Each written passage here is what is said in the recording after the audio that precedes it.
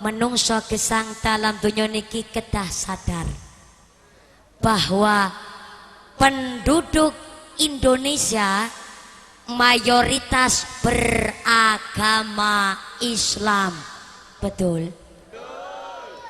Tapi masalah kualitas Islamnya masih meragukan.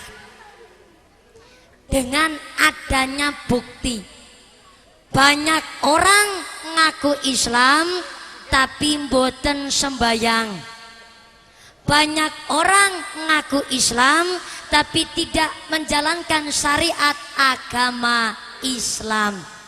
Ngantos wong Cina pada matur bu, hancoran fakir selancau jeren tan she puli pai taman yi selancau jeren pu feng cheng bian ming yi selancau jeren pu feng sing.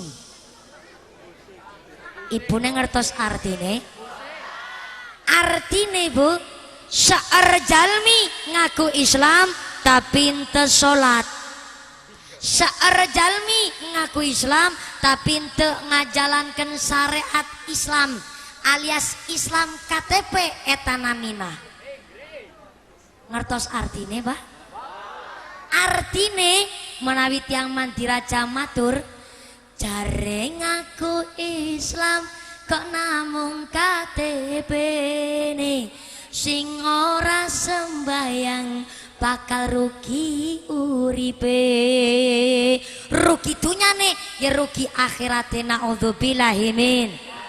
Pramila monggo niki kula panjenengan sedaya rawuh wonten mriki niki saestu-estu leres kula jenengan sami ngaji ngatur jiwa dandani ati.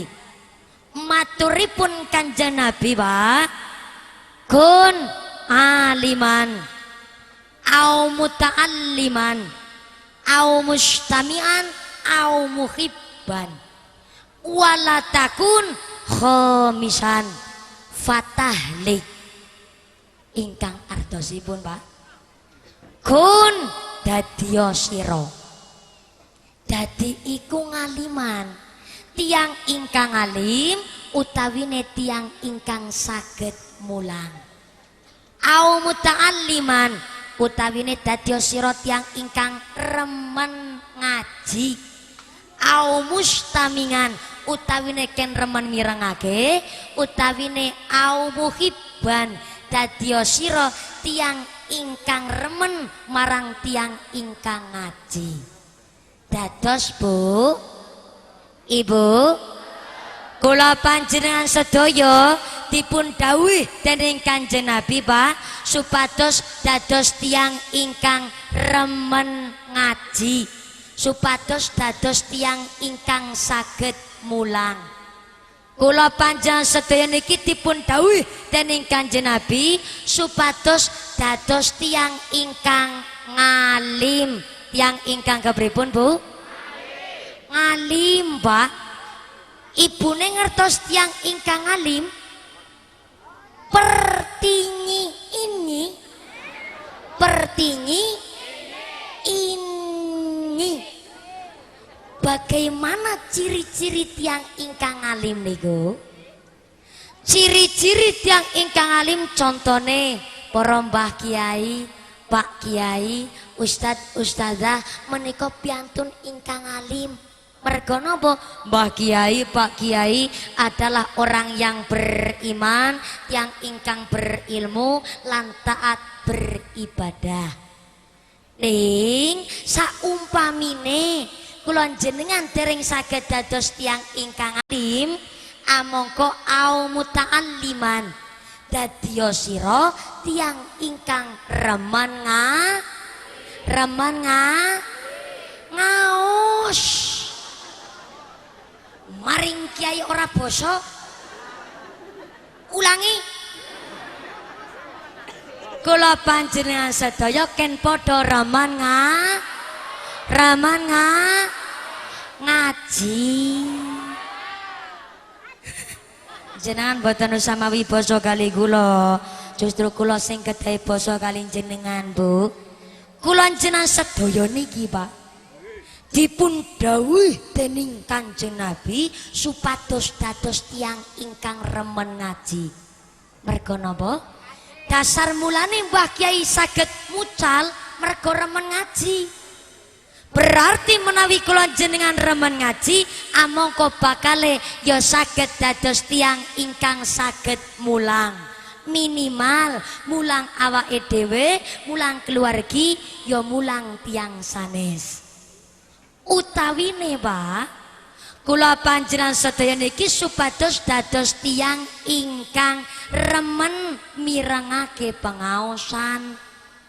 Menawi kula jenengan remen mirengake pangaosan, Pak, sing wone mboten ngertos dados ngertos, sing wone mboten paham dados paham, sing wone mboten patos ngertos dados langkung ngertos.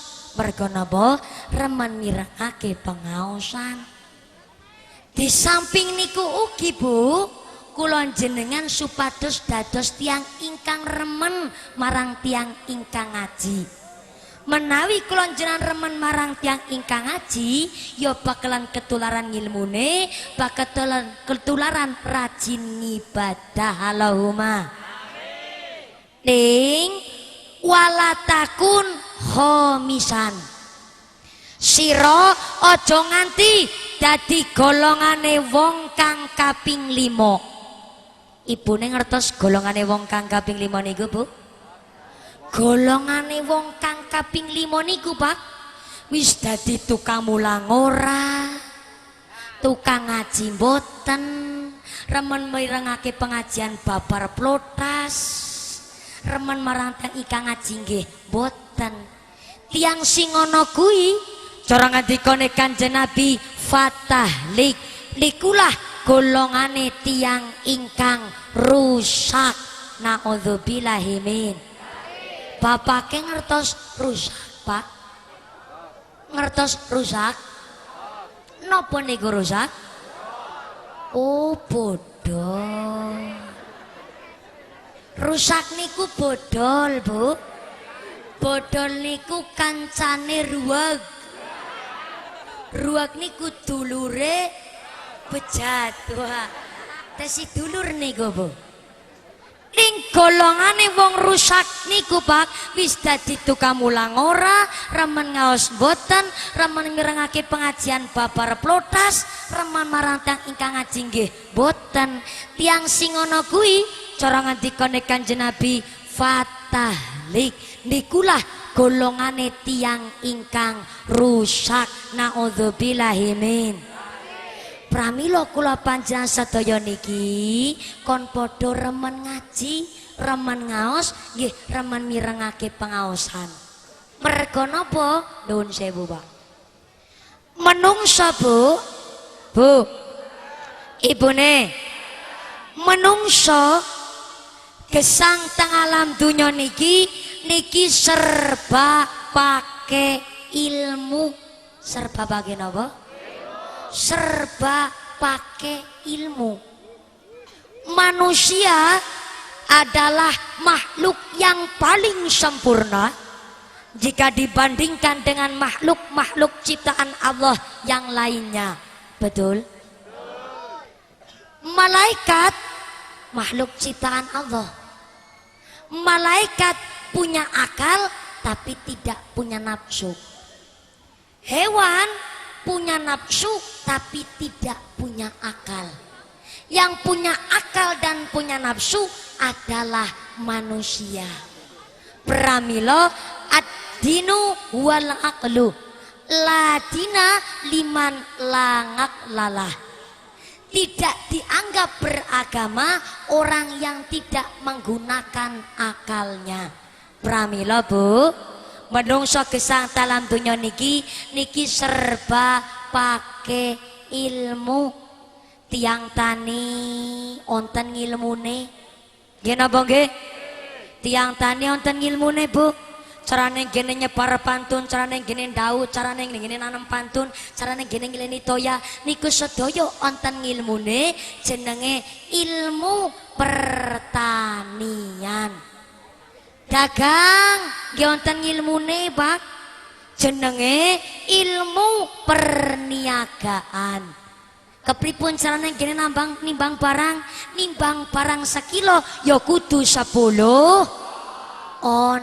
Niku jenenge ilmu perniagaan.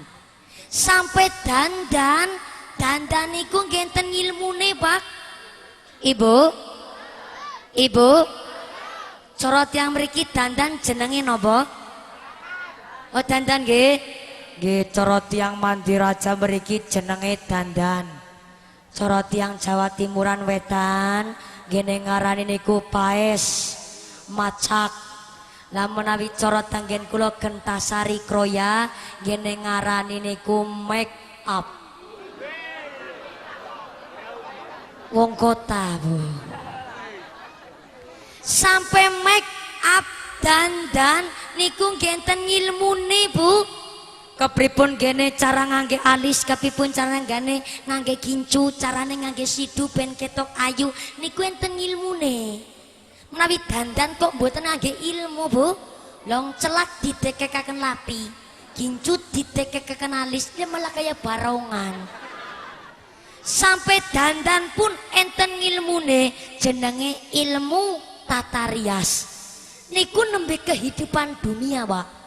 Man arada dunya fa'alihi bil ilmi wa man aradal akhirata fa'alihi bil ilmi wa man aradahuma fa'alihi bil ilmi. Tang alam dunya niki, Bu, sedaya kehidupan diatur dengan ilmu. Nggih napa nggih? Nuwun sewu, Pak. Tiang menawi gadah ilmu derajate niku dhuwur. Nggih napa nggih? Tiang menawi gadah ilmu golek duit niku gampang. Nggih napa nggih? Contoh, Bu. Ibu, Bapak, menungso menawi niki organ tubuhe dielmoni larang regine.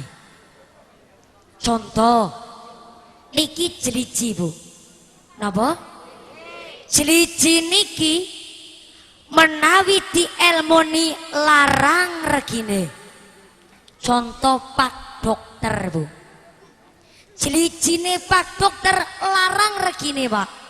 Bukti nyoto enten pasien ibu-ibu kali putrane utane sakit nyun diperiksa teng Pak Dokter temenan, diperiksa bun-bunane nyuk dadane nyuk padarane nyuk pinten Pak Dokter? 1.000 mawon. Sekali nyuk 1.000 Pak Dokter pun pasiennya kondur. Enten pasien teko mali, ibu-ibu awake podo loro jalaran nembe tandur, Pak. Nyuwun disunting teng Pak Dokter temenan. Pasiennya matur, Pak Dokter nun sewu lan niki kajeng awake kula ora disekeca, kula dipun suntik mawon Pak Dokter. Temenan disuntik. Pak Dokter matur, melumah. Pasiennya bingung, sedawane kerem melumah, pasiennya tanglet, Pak Dokter mbok kula badhe disuntik. Lah nggih, Bu, dene disuntik karo melumah niki nembe ajeng kula periksa. Temenan diperiksa dadane nyuk padarane nyuk pudele nyuk kok ngisor wudel. Ngisor wudel nggih boten dinyuk. Nami ngisor wudel dinyuk kita terus dokter nyuk. Stop dugi mriku. Pak Dokter matur, kemurup. Temenan kemurup. Orang kemurup, Pak Dokter nyepeng suntikan, dibuka kroket cekel bokong emeh, disuntik mak ces. Pasiennya tanglet, pinten Pak Dokter? 150.000 mawon. Sekali suntik 150.000, Bu. Pak Dokter ngemeki bokong ibune dibayar, Pak. Jajal bapak sing dudu dokter ngemeki bokongnya bojone tanggane apa dibrongkoli wong se-RT sih. Nggih napa nggih? Dados menawi jeliji niki kok dielmoni larang regine, Bu. Ning benten kali jliji sing pedamelane nyuk nyuk nyuk nyuk nyuk nyuk nyuk nyuk nyuk nyuk nyuk nyuk nyuk nyuk nyuk nyuk nyuk nyuk. Tukang nopo Bu? Tukang tandur. Sedinten bayarannya pinten? Dalam? Sakit Bu? Oh kali dosa. Ya alhamdulillah, sing penting halal berkah barokah Allahumma. Niku tukang nyuk tang sabin Bu. Mali niku nembe saking driji. Niki samparan Pak. Samparan sikil menawi dielmoni larang regine. Yen apa nggih? Bukti nyoto pemain sepak bola tanggane kula. Mas Neymar, Mas David Beckham, Mas Ozil, Mas Ronaldo, tanggane kula kabeh niku. Mergo samparane dielmoni Bu, sekali tendang bola masuk gawang miliaran. Yen apa nggih? Tapi benten Pak, kali samparan sing pedamelane nyuk nyuk nyuk sretet gesruk nyuk nyuk nyuk sretet gesruk. Tukang nopo Bu? Tukang ngecek. Ngertos ngecek? Ngecek niku damel papan sebaran. Menawi tiyang sabek damel papan sebaran kan kados niku Bu. Nyuk nyuk nyuk sretet gesruk nyuk nyuk nyuk sretet. Niki kula nu mraktekaken mergaramane kula niku anu tukang nyuk yang ngecek kados niku Bu. Sedinten bayarannya pinten Pak? Dalam 3.000. Alhamdulillah, sing penting halal berkah barokah Allahumma. Iki nembe saking samparan Bu. Contoh malih niki tutuk.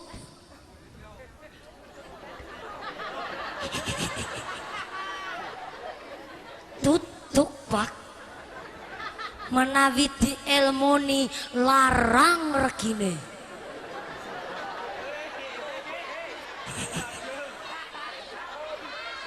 Contone penyiar berita, ampun dipetakirin ya Bu. Nyiar berita Pak. Penyiar berita sekali siaran puluhan juta.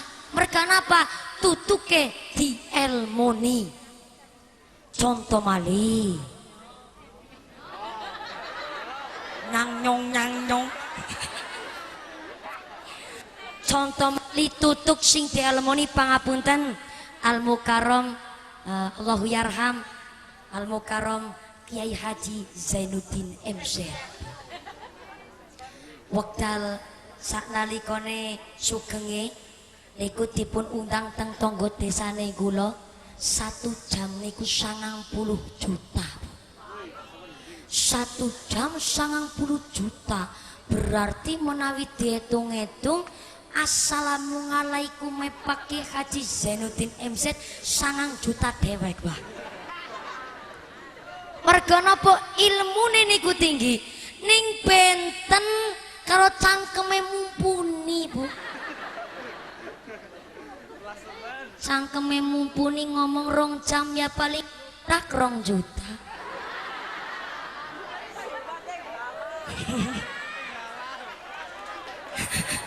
Yari 2 juta. Ya alhamdulillah dipun syukuri. Ning saestu-estu Bu, niki kula sek mboten dodol cangkem. Dodol cangkem nggih mboten, napa masyaallah naudzubillah ngantos dodol agama sama sekali mboten. Niki namung tutuke sabuk belajar Bu. sabek belajar ngaos sarang-sarang kali piantun-piantun mandi raja mriki. Jadi intinya Bu, menawi menungso gesang dalam dunia niki kok niki dielmoni, maka cari uang pun mudah, derajat tinggi. Menawi kula panjang sedaya sregep mados ilmu. Man arada dunya fa'ali bil ilmi wa man aradal akhirata fa'ali bil ilmi.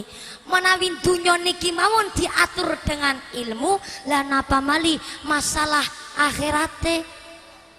Masalah akhirat ngibadah nggih amat sangat diatur oleh ilmu. Nggih napa nggih?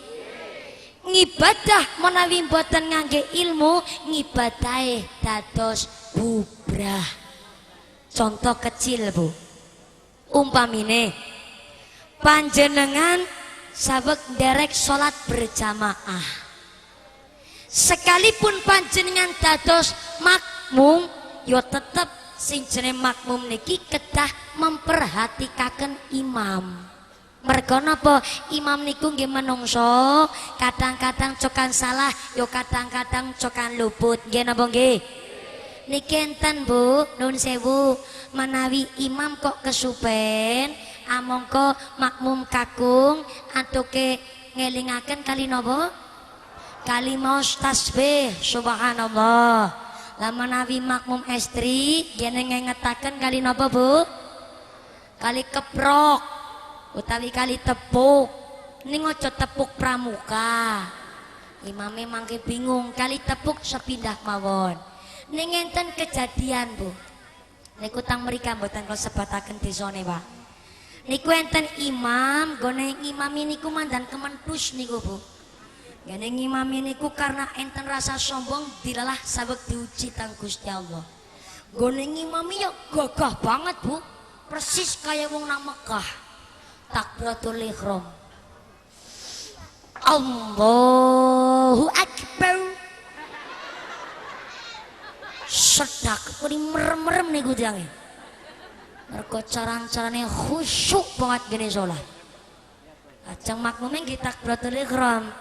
Njur imam niku maos Fatihah, sasampunipun maos Fatihah imam njur maos suratan.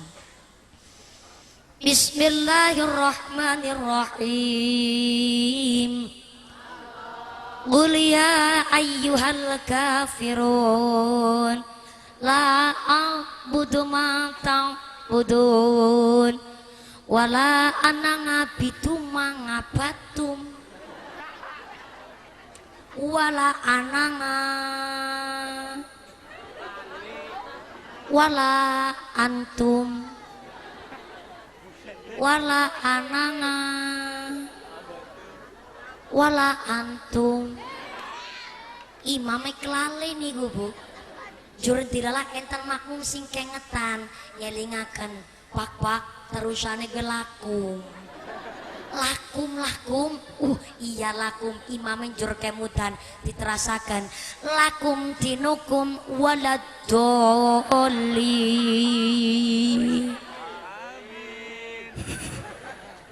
Supen niku imame jur karena saking grogine langsung sujud, bersujud ngadeg malih. Lah karena niku imame kesupen, lah sebagai makmum jur ngengetaken ning ngene ngengetaken boten ngangge ilmu, imame malah sarunge ditarik maksret.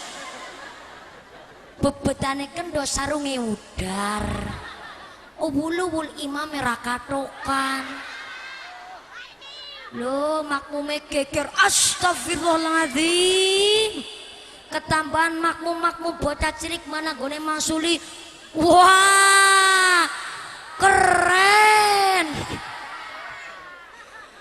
Bubar salate Bu, masya Allah. Niki sing jenenge tiang beribadah niku amat sangat diatur dengan ilmu. Ngibadah boten ngangge ilmu, ngibadahe dados bubrah. Pramila nun sewu sangat saumpamine bapak ibune kok dereng patos paham, amangka ampun sungkan-sungkan tanglet kali Mbah Kyai kali Pak Kyai insyaallah dipun lurusaken.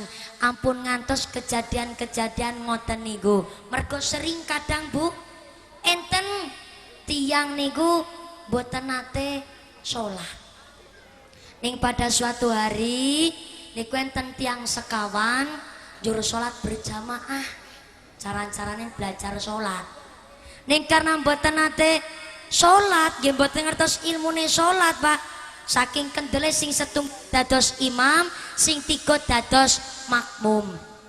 Juru takbiratul ihram, para takbiratul ihram dilalah makmum sing nomor setunggal niku ngetokaken bahasa Inggris tapi liwat dalan buri. Barang ruku muni nemak yes. Dheweke batin, alah kadar entut kurang moniki. Ora ana sing krungu. Tapi pada entut teramoni tapi kan mampu. Makmum sing nomor kali belarungan. Mitet irung karo matur ki sapa sing ngentut mambune kayak kita man. Si nomor 3 nyikut-nyikut kali matur salat aja berisik bae. Bokya salat menang khusyuk kayak aku ge. Padahal dheweke nggih melu batal, Bu. Mergo napa mboten ngertos ilmune salat. Pramila menawi bapak ibune kok dereng ngertos, amangka tanglet mawon kali Mbah Kiai. Kula mboten groni panjenengan, mboten mucali panjenengan, monggo kita belajar sareng-sareng kajenge langkung jelas, langkung paham. Niku masalah akhirat. Pramila dunya akhirat supados saged sukses sedaya, pramila dunyane dipados, akhirate nggih dipados. Monggo niki gesange kula panjenengan sedaya mumpung tesi dipari kesempatan ngaji ampun ngenteni tuwa, ngaji ampun ngenteni ngesuk, durung mesti ngesuk tesi urip. Nggih napa nggih? Terkhusus niki datang kanca-kanca kula kabeh. Mangke niki sampun dipun sampaiaken kalian perwakilan Ibu Lurah nggih menika Bapak Lurah saking panitia. Monggo putra-putri panjenengan nggih sami ngaos sami ngaji. Mergo nuwun sewu kengetan Mas. Kali pesene Kanjeng Nabi datang kula jenengan. Sababaka qabla haramiga. Gunakanlah masa mudamu sebelum datang masa tuamu. Kula bali sepindah bali pesene Kanjeng Nabi, gunakanlah masa mudamu sebelum datang masa tuamu. Tiang Bu menawi tesinem otak masih cerdas, tenaga masih kuat niki mripate antuke ningali tesi jelas, tutuke nggih matur nggih tesi jelas, tenagane tesi waras, ken digunakaken sing sak bener-benere kangge mados ngilmu, kangge sekolah, kangge ngaji, aja ngenteni tua. Merga napa? Wong anggere wis tuwa niku nikmate sampun dikurangi teng Gusti Allah. Nggih napa nggih? Nuwun sewu tiyang menawi pun tua, Pak. Wa man nu'amir hununakis fil hulqi. Barang siapa yang dipanjangkan umurnya maka akan dikurangi nikmatnya. Wong anggere wis tuwa, Pak, otaknya tidak secerdas dikala dia masih muda, telinganya tidak sepeka dikala dia masih remaja, tenaganya tidak sekuat dikala dia masih muda. Nggih napa nggih? Contoh Mbah Kaki. Mbah Kaki pipis urung gutul nggone wis entuk disit mempret-mempret turut dalan. Antos Mbah Kaki nglengkini sarung nganti ora krasa. Ngene matur nggih mboten jelas. Alah. Kaya ge sarung benetiku Mbah mawon. Wis kompolan maning.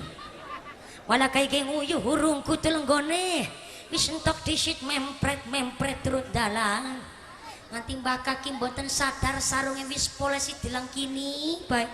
Ngantos diaru-arui tang putune, Mbah niku manuju cak tingak-tinguk bok mencula. Gini masih ala yamen wis tua iki. Mbah Kaki, Bu. Mbah Nini ya pada dene. Mbah Nini niku doberan banget. Ngertos dober, Bu? Dober niku ngentutan. Mbah Nini jan ngentutan banget. Contoh lah Mbah Nini kula. Mbah Nini kula Pak badhe salat subuh nembe bismillahirrahmanirrahim burite wudu mali temandang rampung dong ngabar wudu bismillahirrahmanirrahim burite wudu mali temandang rampung munggah teng masjid ngemek rukuh dhuwur wain malah ngisor melu wain malah kadang-kadang ngisor nggone wain di siti kok Bu merga napa nikmate sampun dikurangi teng Gusti Allah cobi dibayangaken Bu menawi salat ngibadah golek ngilmu ngenteni tua alangane warna-warna gangguane warna-warna nggih napa nggih tanggane kula enten Pak niku enten tiang nini-nini ning awake lemu niku nggih doberen banget Bu setiap melampah niku pasti ngentut berhubung niku tiang nini-nini awake lemu dadi nggone ngentut niku kados pes pamokok distateri mawon dadi nggone moni niku suarane mbebebebeb mbebebebeb mbebebebeb lah uwul-uwul setiap melangkah niku pasti ngentut malah kados tiang gerak jalan kok Bu tret tret tret tret lah pada suatu hari niku Mbah Nini kula repek teng karanggane gene kula ngertos repek niku cari kayu bakar repek teng karangane gene kula pas kula niku sek ngumbahi grabah teng sumur Pak loh dilalah pas kula sek ngumbahi grabah Mbah Nini lagi repek teng karangane gene kula ujug-ujug dumadakan udan deres secara refleks niku repekane Mbah Nini digendong teng geger dibetot teng gene kula dugi teng gene sumure kula repekane tibakaken gejret dheweke terus cincing bar cincing terus mak grajak bareng grajak terus makdu kula kaget Pak jur kula tanglet Mbah Nini mangke niki sing moni napa lo tanglet ngaten niku kula domai Bu bocah maning ora merta kena ana udan ya ana gluduge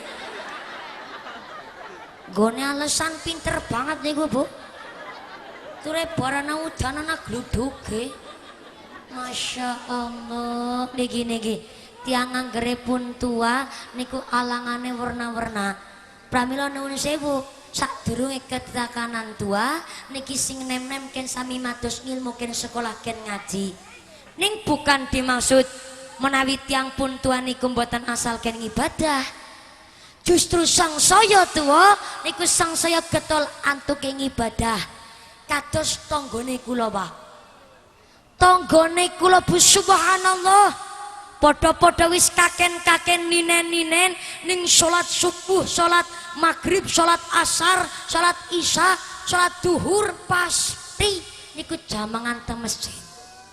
Rantang runtung podo mangkat teng masjid niku Mbah Kaki kali Mbah Nini.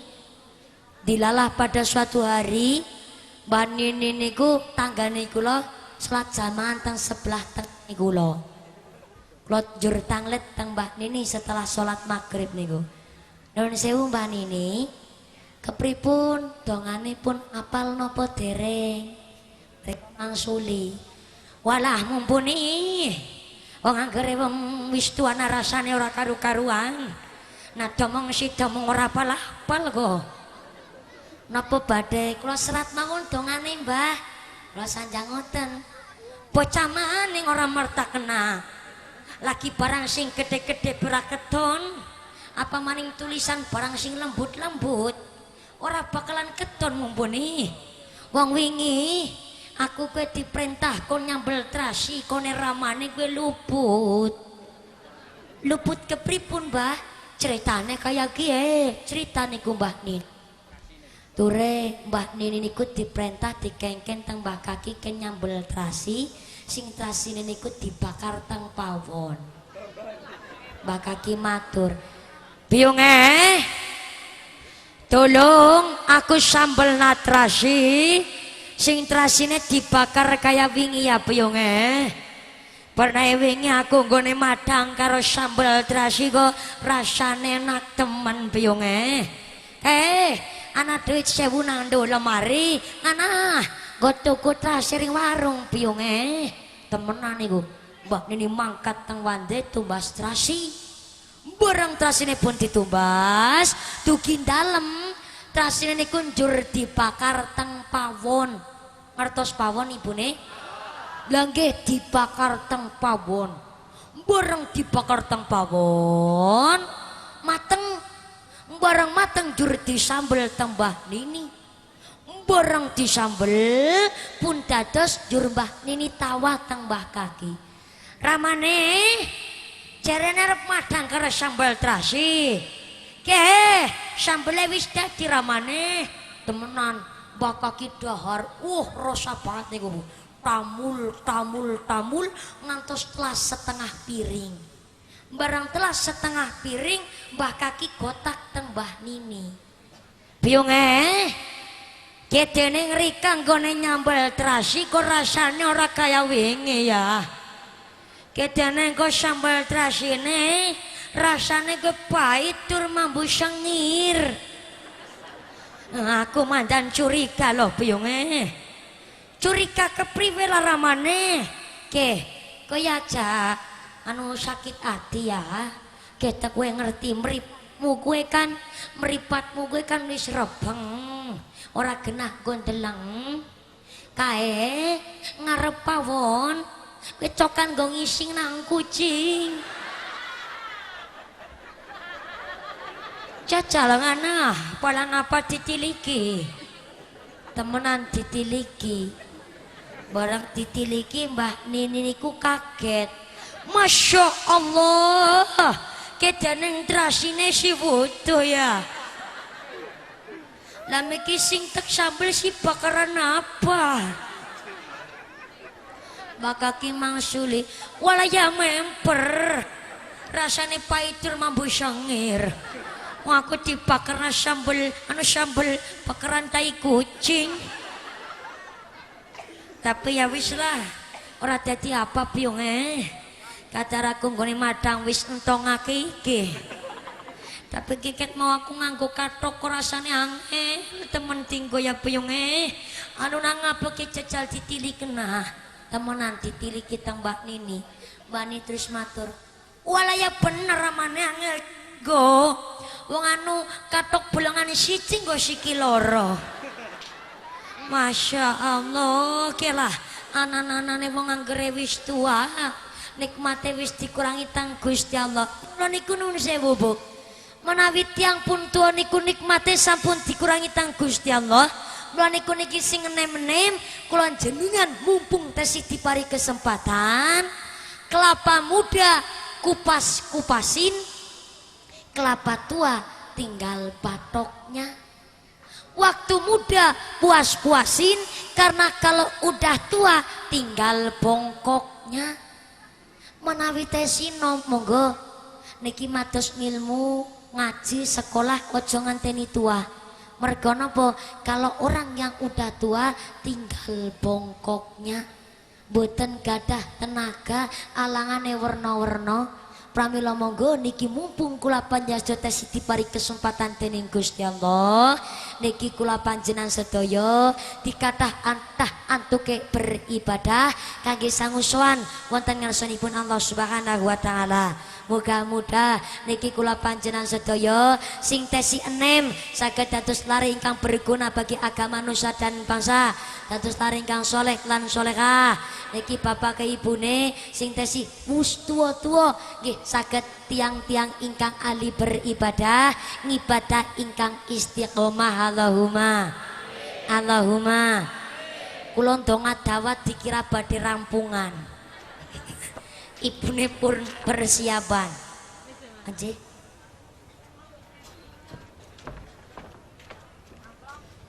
Kok amplop.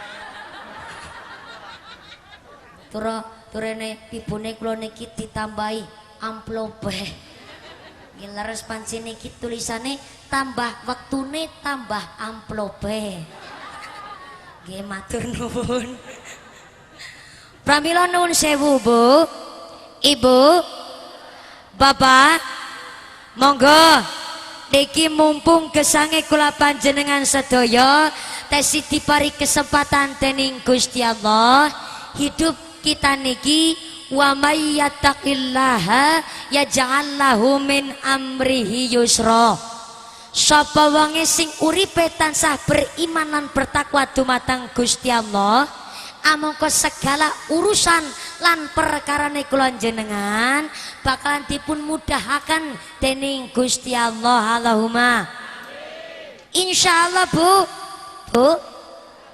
ibune menawi gesangi kula jenengan niki tansah ahli beribadah uripe beriman lan bertakwa dumateng Gusti Allah sing usahane dados pedagang petani kuli bangunan pegawai negeri dilalah dipun gampilaken dening Gusti Allah sing ternak dilalah digampilaken dening Gusti Allah bapake babake menawi keluargine bapake ahli ibadah sinaosa bapake ternak ngingu ayam dilala ayam sing dingu nggih monine api ngajak bener isuk-isuk ngelingaken kali sing ngingu ayam monine nggih apik ngelingaken malang sing ngingu ayam. Bu isuk-isuk niku ayam jagone bapake kluruk teng dalem pak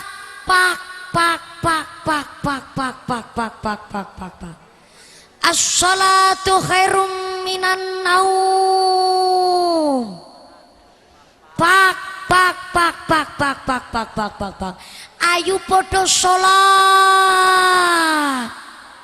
temenan bapak ibu cangkirap tangi mendet kuncilang beri bapak ibu salat subuh berjamaah sak sampunipun salat subuh berjamaah lajeng bapak ibu mados rezeki dilalah kersane ngalo Pak merga keluargane bapak rajin ibadah rezekine murah berkah barokah. Allahumma merga napa keluargane ahli ibadah ning benten Pak kali keluargi sing boten ate salat ngambah masjid nggih babar plotas lagerep ngingu kewan ayama dilalah ayam sing dingu nggih ayame pitik alasan wis pitike nggone tangi krainan sing duwe pitik ya nggone tangi melu krainan tur pitike nggone muni ora rapi ngajak boros isuk-isuk nang arep lawang crit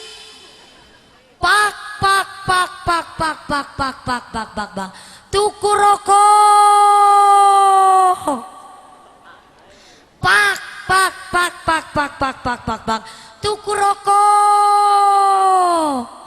gen pun digurai kali sing de omah mangke pitike mlayu-mlayu tang karangan uber-uber dere angger derene kena pitike balik malih tang arep lawang mangke angger wis sing de pitik mebering jero omah gari pitike madani tang sing de pitik peko pak pak pak pak peko pak pak pak peko niku Bu pitik ayam mawon ngertos maring wong ora salat jerene ayam jerene pitik menawi tiang kok boten salat berarti tiang ini ku anu jere ayam niku lho Bu dados jere ayam menawi tiang kok boten salat tiang ini ku anu jere ayam niku Bu mangke anggere sing de pitik wis mlebu jero omah gari pitike teng arep lawang cerit pak pak pak pak pak pak pak pak pak pak tuku rokok temenan sing kakung tangi turu golek udutan ra ketemu-temu sidane pitike didol nggo tuku rokok isine ngajak boros mergo napa keluargane mboten ahli ibadah naudzubillahi min mali Pak ning menawi keluargine tansah rajin ibadah keluargine tansah ahli ibadah Bu iman takwa datang Gusti Allah dilalah ngingu kewan manuka manuk sing dingu nggih monine api ngajak bener bukti nyatane Bu manuke bapake Manuke sinten? Manuke bapake. Manuk dara maksudnya Bu. Manuk ane bapake. Manuk merpatine Bu. Mergo keluargane bapake ahli ibadah, manuk darane gone moni api. Ngajake ngajak bener, isuk-isuk gone moni tangawut, tangawut, tangawut. Sur petuduk, sur petuduk. Sur petuduk, sur petuduk. Duk, petuduk, petuduk, petuduk. Maksudnya Bu, mergo keluargine ibune rajin ibadah, rezekine metutu, rezekine berkah barokah. Allahumma amin. Iku menawi keluarga sing ahli ibadah Pak. Ning benten kali keluarga sing boten ate ibadah, wising dingu kewane manuk dara, dara nangger diburna senenge menclokan. Biasanya dadi cekcok padudonan. Tur manuk darane nggone moni ora apik Bu. Ngajake ngajak boros. Isuk-isuk nggone moni entek-entek nempur. Entek-entek nempur. Entek-entek nempur. Nempur. Nempur. Ngajake ngajak boros. Sing gadah manuk nembe medal saking dalam wis krasa ngelih malih Pak. Dadi rezekine mboten nate barokah. Mergo napa? Keluargine mboten ngibadah. Naudzubillahi min. Pramila monggo niki gesange kula panjenengan sedaya antara dunya kali akhirat niku sing seimbang Bu. Wayang jenengan kerja silakan jenengan kerja, ning wayang ibadah nggih ngibadah. Wayahe nyambut gawe silakan jenengan nyambut gawe, ning wayahe salat nggih salat. Inna sholata kanat ngalal mu'minina kitabam mawquta. Salat niku kewajiban bagi setiap mukmin ingkang sampun dipun tentuaken wektale. Mula kuwi subuh, zuhur, asar, maghrib, isya aja ngasih ditinggalake. Monggo salat 5 waktu niku njaran ampun ngantos ketinggalan, dan marilah ibadah salat 5 waktu kita imbangi dengan amal soleh, amal kebajikan. Mugi-mugi mawon niki gesange kula panjenengan sedaya termasuk golongan tiang-tiang ingkang hablum minallah wa hablum minannas, ngibadah dhateng Gusti Allah, ngibadah kali sapadaning manungsa supados dados tiang ingkang saidun fid dunya wa saidun fil akhirah. Selamat dunyane ya selamat akhiratipun. Allahumma Allahumma amin amin ya Allah ya rabbal alamin. Bapak-bapak, ibu-ibu, hadirin hadirat, wal muslimin wal muslimat rahimakumullah. Pramila monggo Bu, niki gesange kula panjenengan sedaya teng alam donya niki ngelingono Pak. Urip iku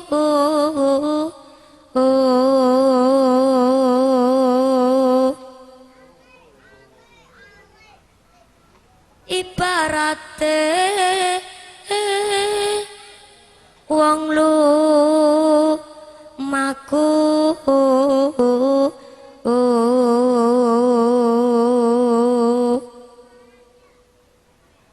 mampir sawetara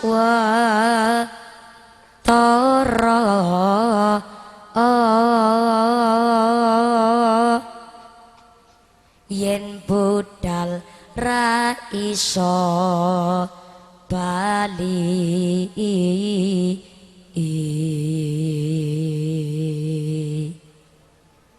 sanggone iku ambal kang tombo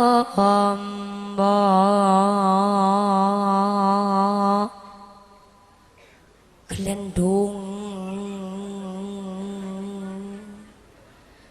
alambah kaki ditembangi tang putune malah liyer ngantuk ya wong ora ndek utang.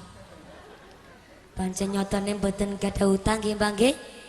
sing kada utang mugi-mugi ndang cepet entuk rezeki, ndang cepet nyarutang Allahumma.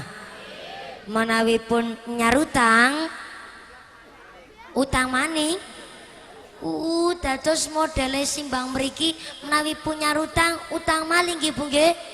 Menawi pun nyarutang nggih mugi-mugi kabar rezeki kamurah berkah barokah Allahumma. Nuwun sewu Bu, niki aja keseso ngantuk rin. Niki antuk ki ngaos badhe ngantos jam pinten Bu? Jam pinten? Jam kali. Masya Allah. Tambah waktu nih tambah amplope. Kelewayan kula Bu. Nggih pamapunten. Sair mangke niki ngelingaken Bu. Menungsa gesang talam donya niki ming sawetara ming sedhela.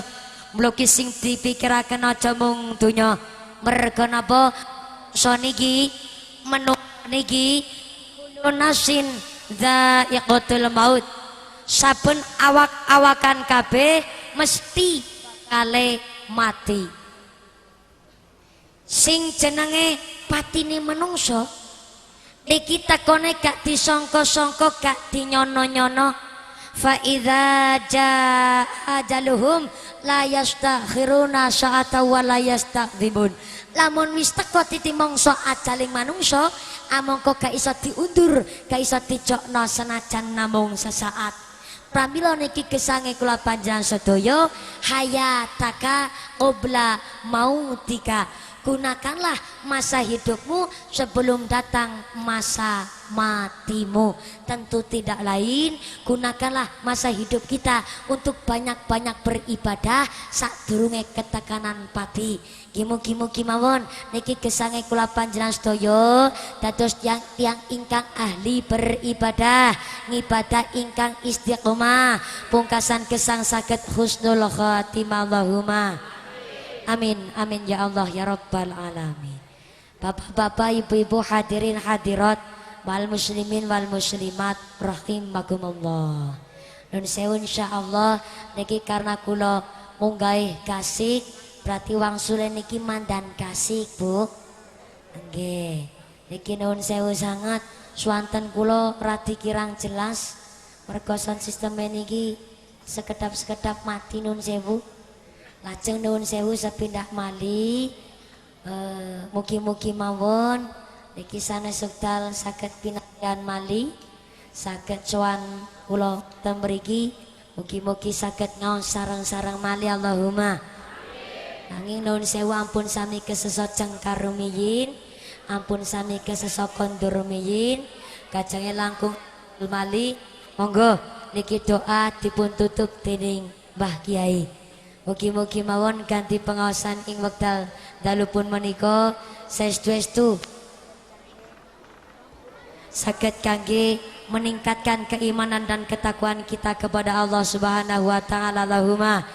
Lan mugi-mugi pengawasan dalu menika saged kangge meningkatkan ukhuwah Islamiyah kita. Mugi-mugi kula panjenengan sedaya kaparingan sehat panjang yuswa, kabar rezeki kamurah berkah barokah, rezekine kangge sanggung ibadah, ngibadah ingkang istiqomah, pungkasan gesang saged husnul khatimah. Lan mugi-mugi dados ingkang saitun fit dunya wa saitun fil akhirah. Selamat dunya nggih selamat akhiratipun Allahumma. Amin amin ya Allah ya Rabbal alamin. Monggo kula panjenengan sedaya sami kintu amin kangge doa dipun tutup dening Mbah Kiai. Saking kawula cekap semanten rumiyin menawi anggen kawula matur wit al tumugi akhir kathah klentak-klentinipun lan kathah kekiranipun amangka kula nyuwun sih gungi samudra pasami ingkang ageng. Usikum wa nafsi bitaqwallah. Wassalamualaikum warahmatullahi wabarakatuh.